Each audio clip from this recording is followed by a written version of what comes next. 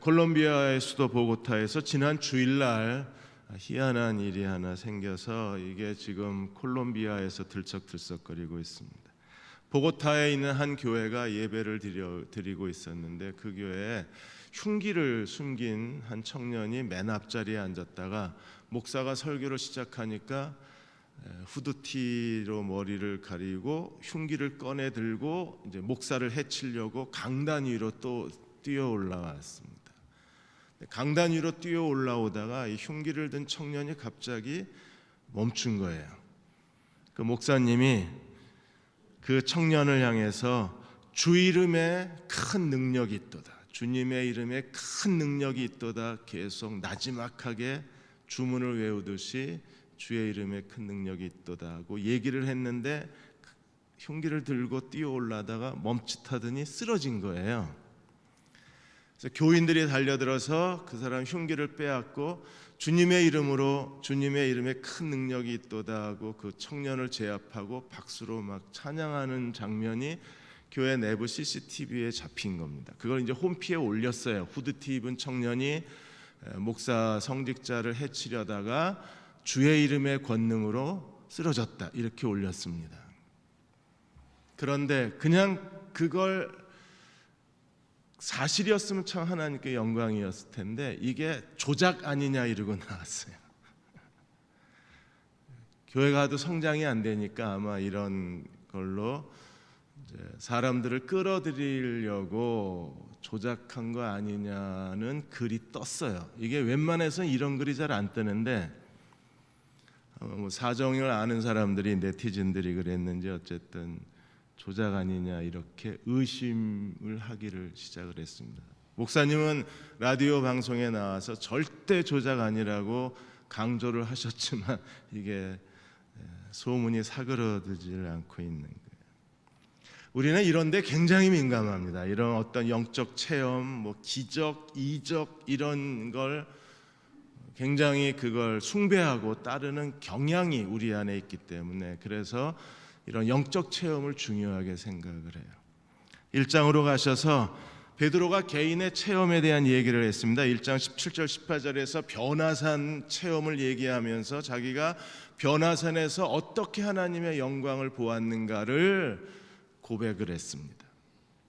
그리고 19절에 자기가 변화산에서 체험한 영적 체험보다 더 확실한 예언이 있다 그랬어요. 더 확실한 예언이 무엇입니까? 하나님 말씀인 거예요. 그러니까 체험을 따르는 게 아니라 하나님 말씀을 따르라고 권면을 하는 겁니다. 제가 수요일 날 이 부분을 시간이 없어서 대충 넘어갔는데 아무도 왜 해석을 제대로 안 해주냐고 저한테 건의하는 사람이 없더라고요. 이 부분이 굉장히 중요하거든요.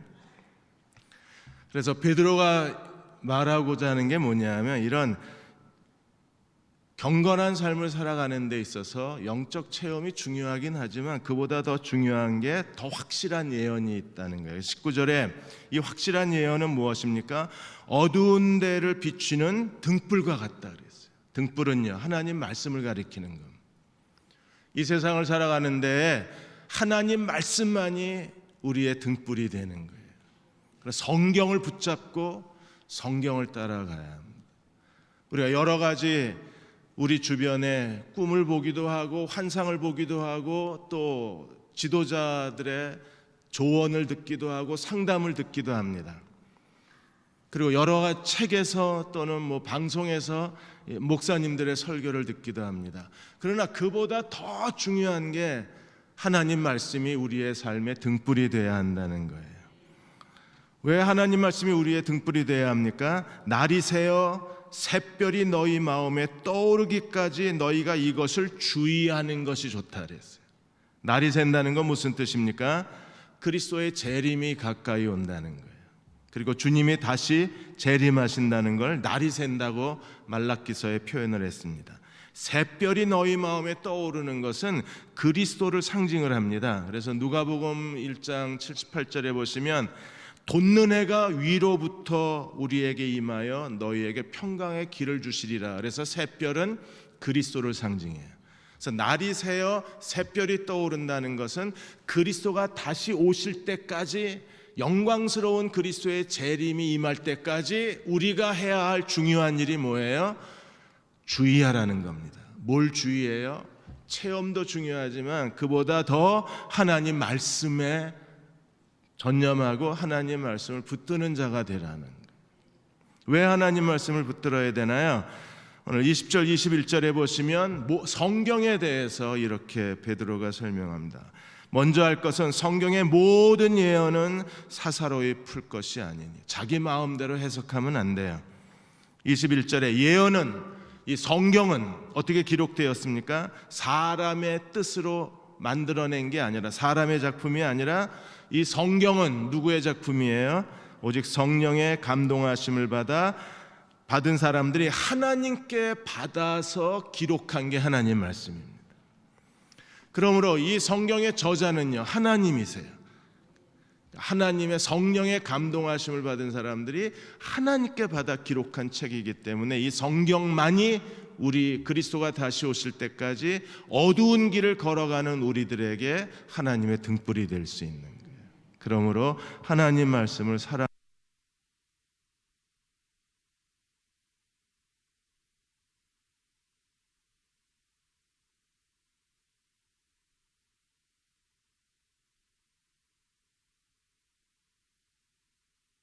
질문이 어떻게 그렇게 감동적인 찬양을, 오라토리오를 작곡할 수 있느냐고 질문을 하면 하이든이 항상 하는 얘기가 있어요. 내가 성경을 읽고 성령의 감동으로 내 마음이 뜨거워지면 내 마음 속에 이 찬양, 천지창조 같은 오라토리오의 곡들이 내 마음 속에 춤을 춘대요. 성령의 감동으로. 언제? 성경을 읽을 때. 성경을 읽고 성령의 감동이 와서 하나님 말씀을 깨닫고 하나님 말씀에 기쁨이 넘치면 내 마음 속에 악보가 춤을 춘대요. 나는 그 악보를 그대로 옮겨 놓았을 뿐이라고 말합니다. 그래서 그 악보의 원저자는 성령님이시래요. 하나님의 성령에 감동된 사람들이 하나님 말씀을 기록했습니다. 그리고 하나님의 성령의 감동, 성령이 깨닫게 해주시는 사람들만이 그 마음에 하나님 말씀이 그의 삶을 인도하는 등불이 될 수 있는 거예요. 그래서 고린도전서 2장 13절에 바울이 이렇게 말합니다. 우리가 이것을 말하거니와 사람의 지혜로 가르친 말로 아니하고 오직 성령께서 가르치신 것으로 하니 영적인 일은 영적인 것으로만 분별할 수 있다. 설교가 사람의 지혜가 되면 우리의 믿음이 사람의 지혜에 있는 거잖아요. 그런데 성령이 가르치신 것으로 설교하면 우리의 믿음이 성령의 가르치신 위에 있다는 거예요. 그게 고린도전서 2장의 바울의 논리입니다. 요한복음 7장 16절 17절에 예수님도 이렇게 말씀하셨습니다. 내 교훈은 내 것이 아니요 나를 보내신 이의 것이라. 내 것이 아니라 하나님 것이라 그랬어요. 그리고 뭐라고 말씀하셨습니까? 이 교훈이 하나님께로부터 왔는지 내가 스스로 왔는지 너희가 알 수 있다 그랬어요. 어떤 사람이 알 수 있습니까? 하나님의 뜻을 행하려 하면. 내가 하는 가르침이 이게 사람에게서 온 건지 하나님에게서 온 건지 너희가 분별한다는 거예요. 듣는 사람이 분별을 해야 돼요.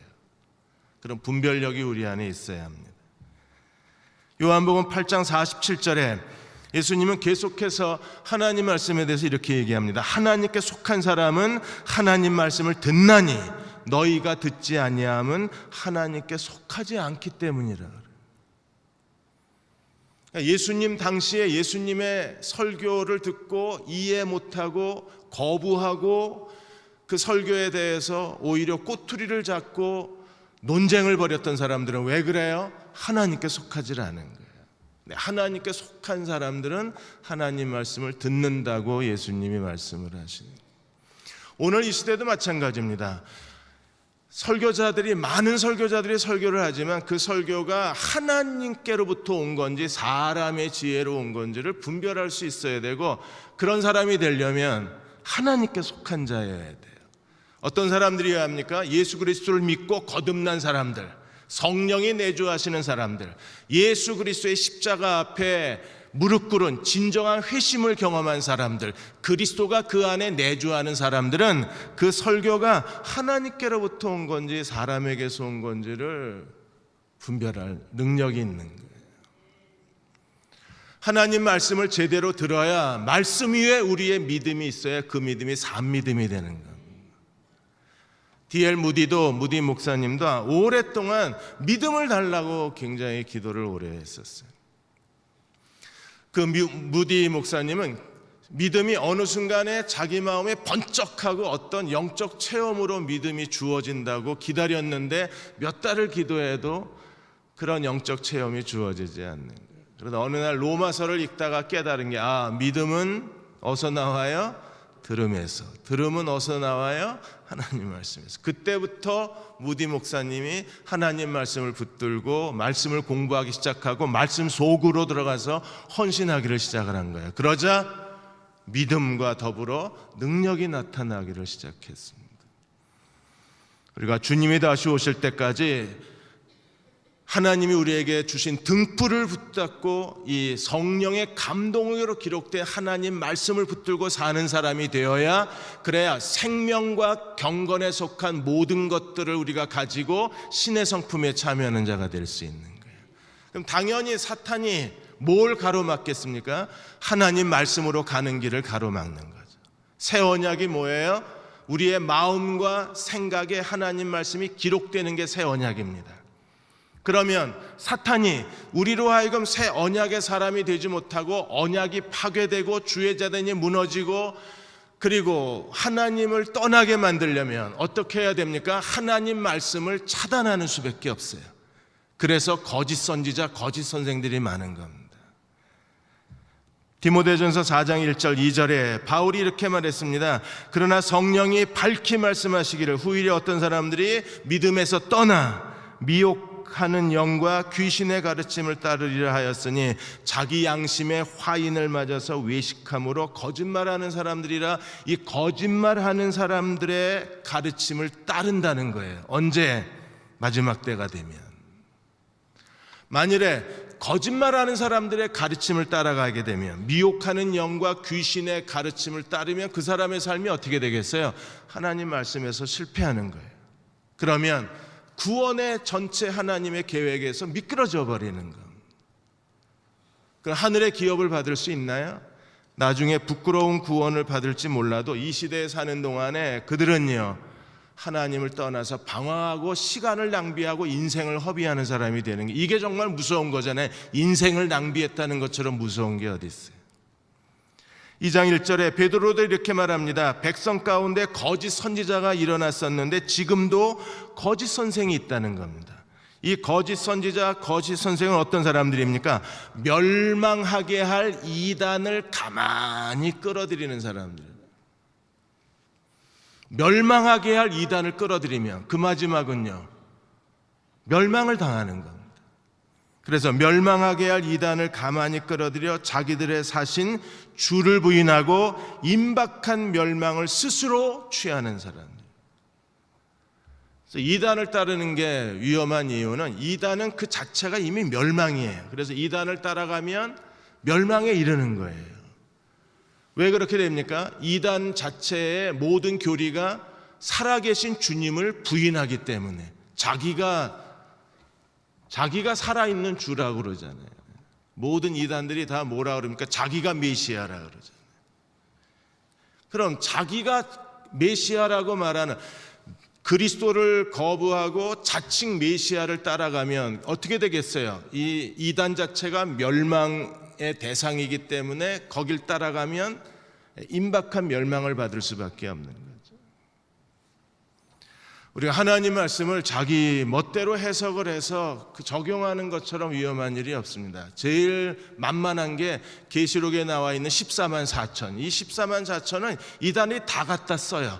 그 14만 4천 안에 들어와야 된대요. 여기 가까운 데 있는 신천지 그분들도 14만 4천 얘기하고, 하나님 어머니 쪽도 14만 4천 얘기하고, 그리스도의 재림을 얘기했던 다미 선교회도 전부 뭘 주장해요? 14만 4천. 그 안에 들어와야 된대요. 왜 우리가 이런 거짓 선지자, 거짓 선생에게 미혹을 당하는 이유가 어디 있어요? 하나님 말씀을 제대로 모르니까 그래요. 복음이 뭘 얘기하는지, 하나님 말씀이 뭔지를 우리가 제대로 이해하지 못하고 그냥 교회만 다니다 보니까 결국에 진리에 서 있지 못한 사람들이, 진리를 알고 진리에 서 있어야 되는데 그렇지 못하면 미끄러지기가 쉬운 거예요. 여러분이 그 기차 타고 가는 두 그리스도인 얘기, 이게 한 80년대 얘기인데, 둘이 같이 기차를 타고 가다가 한 사람이 샌드위치를 꺼내 먹었습니다. 근데 한 사람은 돈이 없어서 그냥 아무것도 먹지를 못했는데 이 사람이 혼자 다 먹는 거예요. 그러니까 옆에 있는 사람이 야, 너무하다 싶어서 뭐라 그랬습니까? 성경에 내 이웃을 내 몸과 같이 사랑하라고 하셨는데 그 말씀 기억하시냐고. 샌드위치 먹던 사람이 뭐라 그랬습니까? 성경에 또 다른 말씀도 있다고, 내 이웃의 것을 탐내지 말라 그러셨다. 그리고 혼자 다 먹어버렸습니다. 성경 갖다 붙이는 거예요. 다 자기 편리한 대로 해석을 해버려요. 우리는 그 가운데 누가 옳은지, 이 두 사람 중에 누가 옳아요?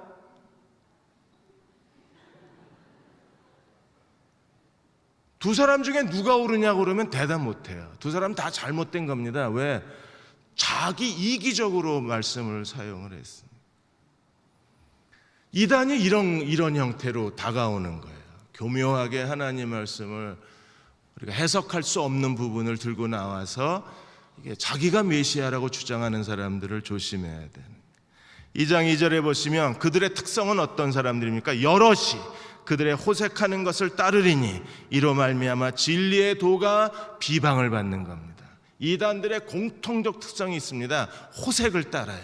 그 안에는 반드시 이런 성적 쾌락이 따라가요. 여기서 호색이라고 하는 단어는요, 아주 무모하고 철면피한 성적 부도덕을 상징을 합니다. 당시 1세기의 교회에서는 이단들이 결혼 외에 이 결혼 바깥의 혼외 성관계에 대해서 굉장히 그 사람들이 그걸 열어놓았어요. 그래서 혼외 성관계가 간음죄가 아니라 오히려 하나님의 영광이 된다고 가르쳐서 교회 안에서, 이단들 안에서의 집단 성관계가 이루어졌어요. 그 1세기 말에 일어났던 이단들의 특성 중에 하나입니다. 사람들이 거기에 몰려들어가기. 영지주의자들 같은 경우에 인간이 영과 육으로 구성이 되어 있는데, 육이 죄를 많이 질수록, 전과가 높아질수록 영이 거룩해진다고 가르쳤어요. 그러니까 그 당시에 영지주의자, 그노시스주의자들의 그 교회 안에서 부흥회가 일어나면 그 부흥회는요, 항상 죄짓자, 더 많이 죄짓자, 그리고 범사의 죄짓자가 부흥의 주제예요. 왜? 죄를 많이 질수록 영이 거룩해지니까. 그럼 더 많이 죄를 짓자고 하는 운동 가운데 강력하게 일어난 게 모든 여자는 다 내 여자다, 모든 남자는 다 내 남자다, 이 운동이 일어난 거예요. 이걸 호색이라고 그러는 겁니다. 왜 억울하십니까? 그때 태어날 걸? 다 멸망이, 이건 다 멸망으로 가는. 그래서 어떤 일이 벌어졌어요? 진리의 도가 비방을 받게 된 겁니다. 그래서 하나님의 교회가 큰 비방거리를 얻은 거예요. 지난 17일 날 또 재미있는 일이 하나 일어났죠. 60대의 개신교 교인 남자가 60대에 크리스찬이 경북 김천에 있는 사찰에 들어가서 다 때려부셨습니다. 불상 때려부시고 뭐 기물 파괴를 했습니다. 그래서 스님이 페이스북에다가 그 사람이 때려부신 사찰 사진 2장을 올려놓고 거기다 뭐라 그랬어요? 제발 일부 목사님, 일부 교인들 이러지 마세요. 피눈물 납니다. 당신들은 IS보다 더합니다. 이렇게 그랬어요. 정신 이상이 있냐고? 아니요, 정상적인 사람입니다. 이 사람이 며칠 전에 천주교도 가서 다 때려부셨대요. 그러니까 천주교 가서 때려부시고 절 가서 때려부시고. 근데 페이스북에 다시 그 사람들이 목사님들하고 교인들이 댓글을 많이 달았나 봐요. 미안하다고, 사과한다고. 그래서 나중에 스님이 또 이렇게 사과해줘서 고맙다고, 대신 위로해줘서 감사하다고 다시 글을 올렸습니다. 이런 것들이 전부 진리가 비방을 당하는 거예요.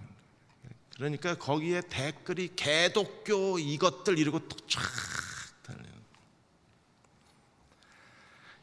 2장 3절에 이 사람들은요, 거짓 선지자, 거짓 선생들은 어떤 사람들인가요? 그들이 탐심으로 지어낸 말을 가지고 너희로 이익을 삼는다는 거예요.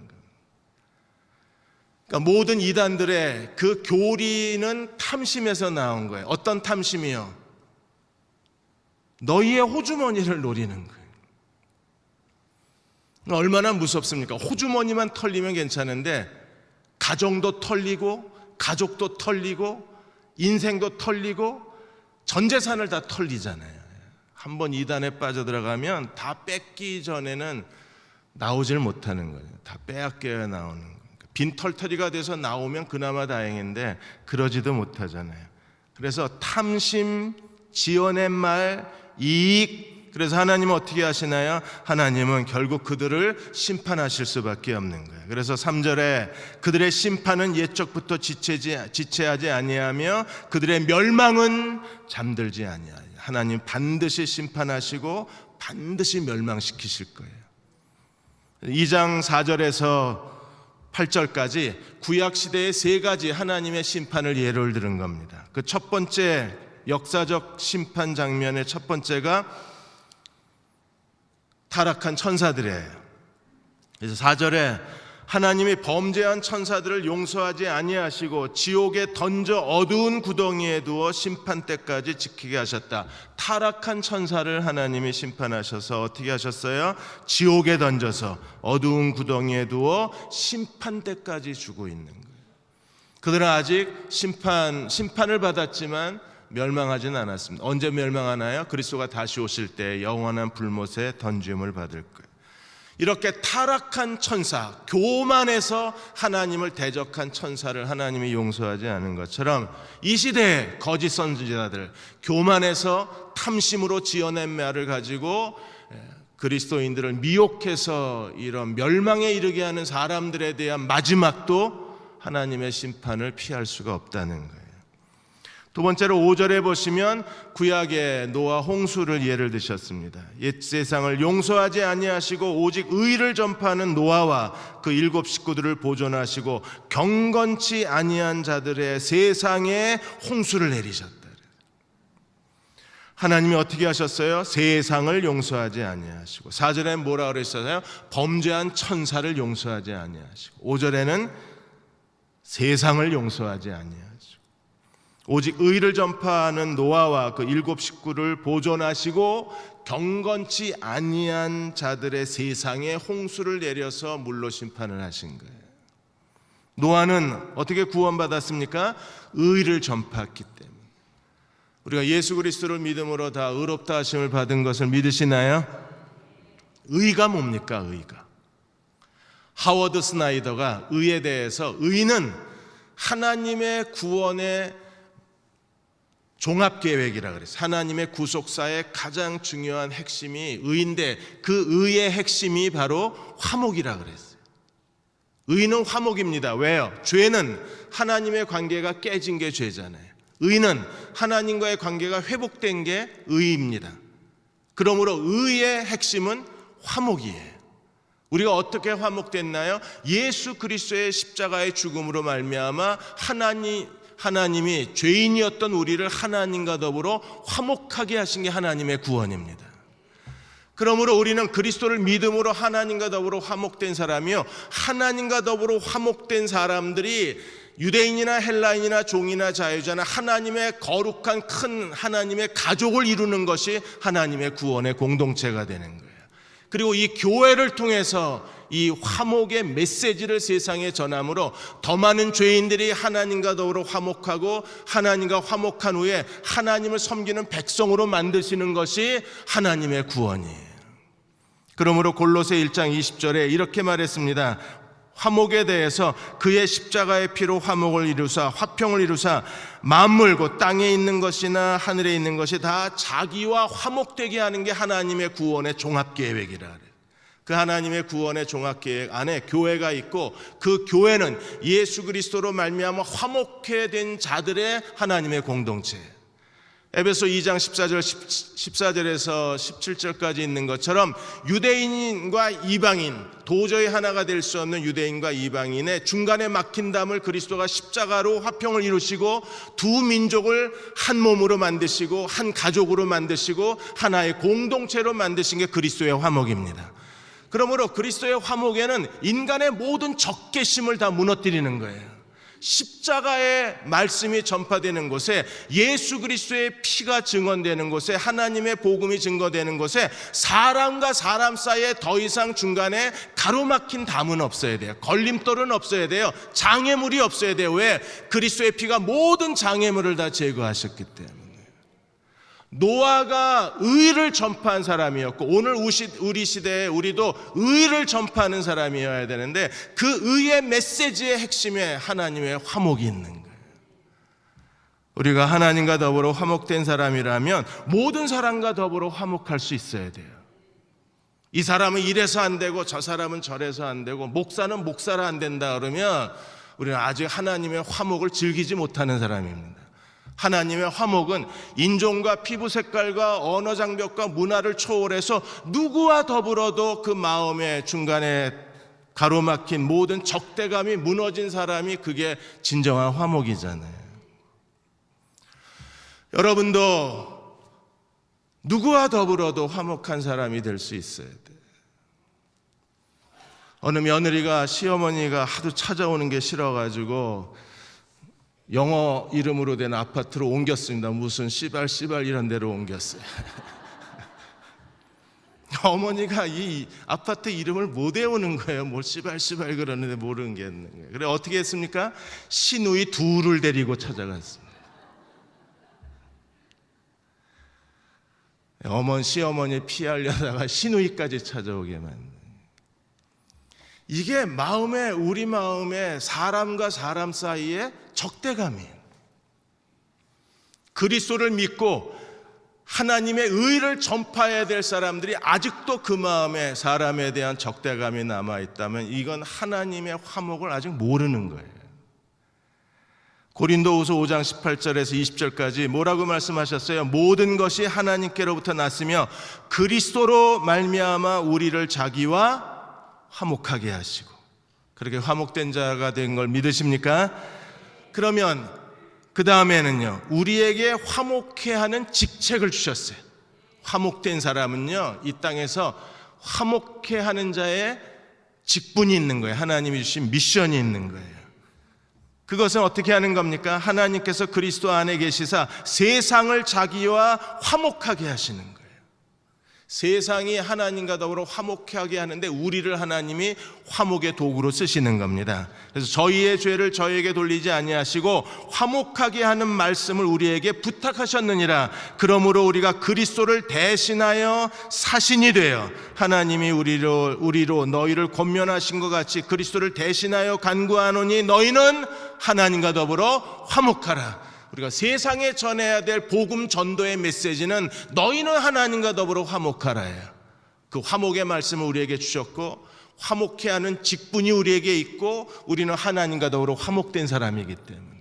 그래서 바울이 로마서 14장 17절에서 19절까지 하나님 나라에 대해서 뭐라고 그랬습니까? 하나님 나라는 먹는 것과 마시는 것이 아니요 오직 성령 안에서 의와 평강과 희락이라. 이로써 그리스도를 섬기는 자는 하나님을 기쁘시게 하며 사람에게도 칭찬을 받느니라. 그러므로 화평의 일과 서로 덕을 세우는 일에 온 힘을 다하나니. 그래서 마음에 사람에 대한 적개심이 남아있으면 하나님이 예물을 안 받으신다 그랬잖아요. 너희가 예물을 드리다가 마음속에 원망 들을 만한 일이 생각나면 먼저 뭐 하라고요? 가서 화해하고 그 다음에 와서 예물을 드리라고 주님이 가르치신 이유는 복음의 정신이 화목이기 때문에 그래요. 하나님 나라의 심장이 화목이에요. 그리고 우리는 화목의 사신들이에요. 우리는 어디를 가나 피스메이커가 되어서 화평의 일과 덕을 세우는 일에 온 힘을 다 기울여야 합니다. 우리 가정에서부터. 내일 오시면 가정이 어떻게 이 화목, 화평의 공동체가 될 수 있는가를 우리가 잠깐 나눌 수 있어요. 1시간입니다, 강의가. 그런데 내일은 정말 중요한, 성경의 중심 주제가 축복과 저주인데 왜 우리가 축복의 가정이 되지 못하고 가정이 자꾸 저주의 공간이 되나, 그 이유를 우리가 설명을 드려요. 그래서 우리가 하나님 앞에 노아처럼 구원의 방주에 올라타는 사람이 되려면 화평의 사역자로 살아야 돼요. 마지막으로 세 번째, 6절에서 8절까지 소돔과 고모라 섬을 멸망하기로 정하여 재가 되게 하사 후세에 경건치 않은 자들의 본을 삼았다. 소돔과 고모라는 어디 있어요? 어떤 죄를 지었어요? 그야말로 성적 타락, 음란한 도시, 동성애의 도시. 그래서 오늘 이 시대가 이런 동성애에 대해서 완전히 휩싸여져 가면서, 그래서 교회를 걱정하는 많은 분들이 이 시대에 대해서 경고하는 메시지가 무엇입니까? 소돔과 고모라의 멸망을 기억하라는 거예요. 소돔과 고모라에서 롯은 어떻게 했습니까? 7절에 무법한 자들의 음란한 행실로 말미암아 고통당하는 의로운 롯을 건지셨으니, 8절 이는 이 의인이 그들 중에 거하여 날마다 불법한 행실을 보고 들음으로 의로운 심령이 상함이라. 베드로는 롯을 의롭다 그랬어요. 롯이 의롭나요? 아브라함의 조카 롯이. 이 사람 의로운 사람인가요? 대답도 하기 싫으세요? 아브라함과 롯의 양떼가 너무 많아서 아브라함이 선택의 기회를 줬잖아요. 네가 좌하면 내가 우하고 네가 우하면 내가 좌하리라. 그러면 양심이 있으면, 자기가 지금 누구 때문에 부자가 됐어요? 아브라함 때문에. 사람이 상식이 있으면 아브라함 먼저 선택하고 자기가 가야 되는데, 롯은요 홀랑 소돔과 고모라 그 넓고 기름진 평야를 선택하고 가버렸어요. 아브라함에게 남은 것은요 자갈돌밖에 남은 황량한 들판이 남은 겁니다. 하나님이 하도 안 됐으니까 아브라함에게 나타나셔서 동서남북을 바라보라, 다 네 거야, 이렇게 위로하실 정도로 롯이 진짜 얌체였어요. 사람이 아닌 거예요. 근데 성경이 의롭대요. 더군다나 두 천사가 소돔과 고모라를 심판하러 내려갔을 때, 두 천사를 롯을 방문했을 때, 롯이 한밤중에 그 동성애자들이 와가지고 두 남자 내놓으라고, 여자 내놓으라는 게 아니라 두 천사 남자 내놓으라고 소리 질렀을 때 롯이 뭐라 그랬어요? 자기 딸 준다 그랬어요. 이게 아버지 맞아요? 그런데 성경이 롯을 의롭다 그럽니다. 왜요? 우리가 보지 못한 걸 하나님이 보고 계신 거예요. 무엇을 보셨습니까? 8절에 의인이, 롯이 소돔과 고모라에 살면서 롯이 그들의 불법한 행실을 보고 들음으로 날마다 그 심령이 상했대요. 상했다는 게 고문을 당했다는 겁니다. 그 정도로 롯은 자기가 소돔과 고모라를 자기가 선택해서 왔지만 매일 보는 소돔과 고모라의 죄악 때문에 지긋지긋했던 거예요. 그래서 롯의 마음을 의로운 심령이라고 주님이 부르신 겁니다. 아브라함의 기도 때문에 하나님이 롯을 소돔과 고모라에서 건져내신 거예요. 그런데 또 다른 관점에서 하나님이 롯을, 아브라함의 기도를 들으시고 롯을 구출해 내실 수 있었던 것은 롯에게도 의로운 심령이 있었기 때문입니다. 아브라함이 기도했다고 롯이 거기서 막 죄악을 짓고 동성애에 빠져가지고 인생을 다 낭비하고 매일 그냥 술 퍼마시고 살고 인생을 더럽혔는데, 아브라함이 기도했다는 이유로 하나님이 롯을 구출해 내실 수는 없잖아요. 그러니까 아브라함의 기도하고 롯의 의로운 심령이 맞았던 거예요. 그래서 건져내시기를 하나님이 기뻐하신 겁니다. 롯은요 의로운 사람이었어요. 그 다음에 노아도 의로운 사람이었어요. 하나님이 심판한 건 경건하지 않은 사람들을 심판하신 거예요.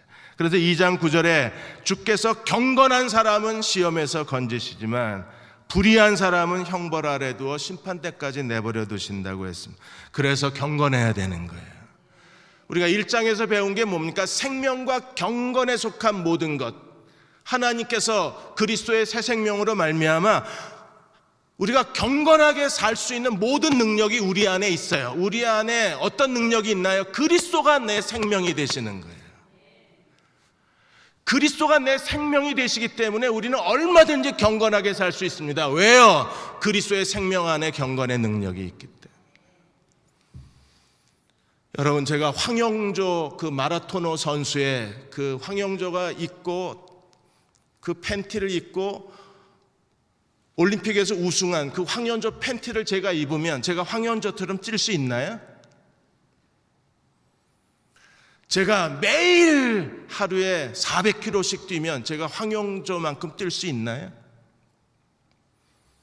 그런데 황영조 몸과 내 몸을 바꿔치기 하면, 내가 황영조 몸을 가지면, 이 얼굴에 황영조 몸이 어울리진 않겠지만 그래도 내가 황영조 몸을 가지면 난 뛸 수 있어요. 왜? 황영조의 기록은 그 몸에서 나온 거니까. 그리스도가 내 안에 계시기 때문에 우리는 이 땅에서 경건하게 살 수 있는 거예요. 경건에 대해서 토마스 슈라이더는 이런 말을 했습니다. 하나님의 계명을 지키지 않는 사람들은 실제로 그리스도인이라고 말할 수 없다 그랬어요. 누가 하나님의 계명을 지킬 수 있습니까? 생명과 경건을 가진 사람들, 믿음의 덕에, 지식에, 절제, 인내에 경건을 공급한 사람들.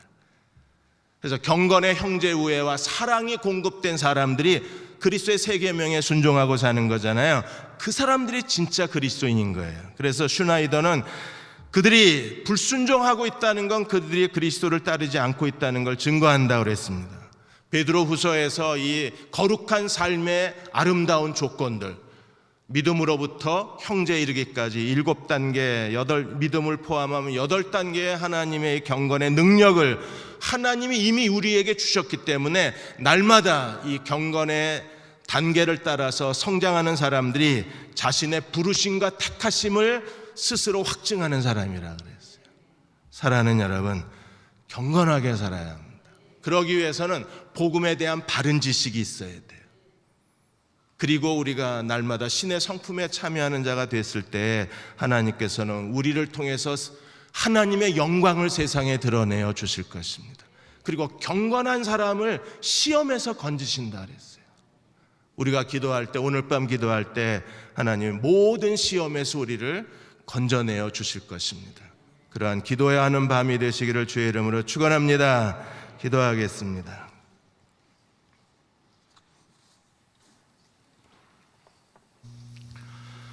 아버지 하나님, 오늘 밤도 전심을 다해서 기도하기를 원합니다.